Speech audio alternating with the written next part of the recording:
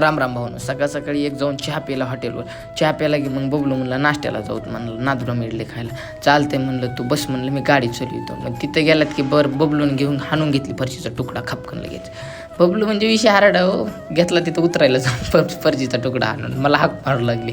पण मी माझ्या नादात मुरी जाऊ लागलो.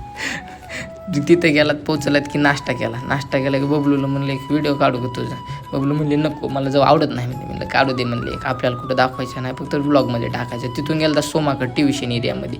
सोमाची भेट घेतली. सोमाने चहा बी फाजूला. आता ते काय व्हिडिओ दाखवू शकलो नाही तुम्हाला. तिथं जरा दुसराच बांध होतं. दुसरंच एक जण त्याच्यासोबत आलं तर भेटायला. मग तिथून मी सर ते गेलं तर चहा प्यायला. तिथं पण वापस चहा प्यायला आणि शिऱ्याला आणून सोडलं घरी. राम म्हणला गुलाबजामुन खायचीत का. मी म्हणलं चल चारीत असल्यास काय विषय नाही म्हणलं. पण रामनं का पैसे दिले नाहीत मला द्यावं लागले. तिथून आलं की पहिलवान म्हणला बॉडी दाखवतो जरा. दाखव म्हणलं आता तुझी बॉडीच आहे म्हणलं. तिथून वापस गेलो मी बटाटे आणायला. मी आणि आबी बटाटे घेऊन आलो.